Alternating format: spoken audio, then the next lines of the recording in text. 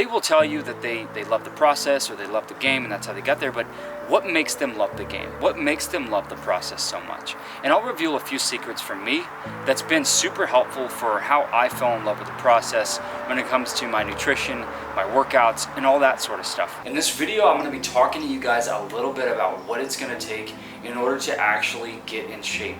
Now, maybe you're starting from a position in life that maybe you're super skinny and you don't have a lot of muscle, or you're holding on to a lot of adipose tissue. In other words, you're holding on to a lot of fat and you want to lose that in order to obtain the best physique that you could possibly have.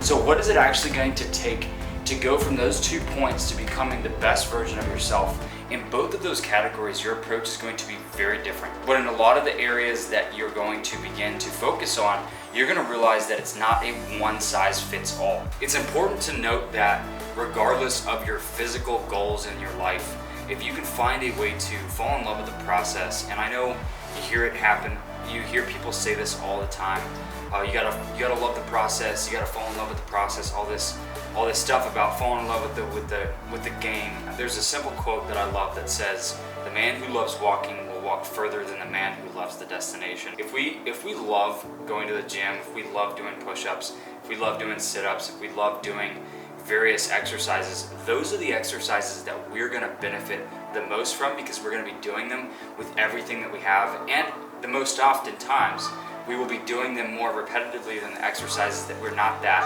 good at. So when you think about a weakness in your life or something that you're trying to overcome, understand that perhaps the reason why it's a crutch to begin with is because it's something that you haven't enjoyed in the past. For example, if you really don't like cooking, if you really don't like the whole idea of tracking your calories or your macros, then maybe that's the reason why it's so difficult for you to lose weight, because you don't want to actually put that attention there. It's not a drive for you. You don't physically or mentally want to do it. It's not a desire for you. And same goes for people who simply hate going to the gym. They hate exercising. They hate the way it feels. It burns their muscles while they do it. Those individuals will not find the process very enjoyable, and therefore maybe that's the reason why they, or maybe even you, why you're in that scenario to begin with. So really the only difference between you and somebody who has the goal that you have already is that perhaps maybe they fell in love with the process. They fell in love with the day-to-day grind, the day-to-day steps that it took to actually get there. So how do you obtain that? If you're talking to somebody that already has what you want, and those people, if you ask them, hey, how did you get there? They will tell you that they love the process or they love the game and that's how they got there, but what makes them love the game? What makes them love the process so much? And I'll reveal a few secrets from me that's been super helpful for how I fell in love with the process when it comes to my nutrition, my workouts, and all that sort of stuff. The first thing that you can do when you're trying to build that enjoyment, that love of the actual process, is to find camaraderie, find a brotherhood.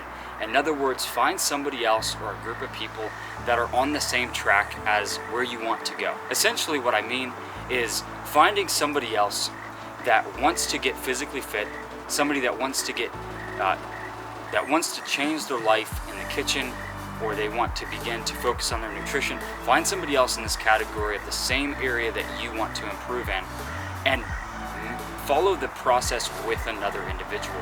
What this is going to do is it's going to allow you, on the days that you're feeling on fire, to help them when they're feeling off, when they're feeling low, when they're feeling unmotivated, and vice versa. When you're feeling less motivated to go into the gym or eat right, they're going to hold you accountable on a level that you've never felt before. So it really helps you find this duo of individuals that are on their separate journey, but you bring that process together. You follow this process together, and ultimately that really brings a love of the process into the equation, because as you're both growing, these geese are unbelievable. Anyways, so finding another person, another group to do the process with is going to really help find the enjoyment in the actual process itself. Falling in love with the process is not simply telling yourself over and over, oh, I love the process is great, suffering is awesome. It's not that. What it is finding the mechanisms within the process that make the process enjoyable and make the parts of the process something that you look forward to. So it's not so much that you're looking forward to the burning of the muscles in the gym. Really what it is building that camaraderie with another person in the gym that you're really falling in love with. It's not so much the downtime, the pain, the struggles, as much as it is finding enjoyment in doing those hard times with another individual. That's what builds that camaraderie, that's what builds that enjoyment, you could say, in the actual process. And that has definitely been true in my life.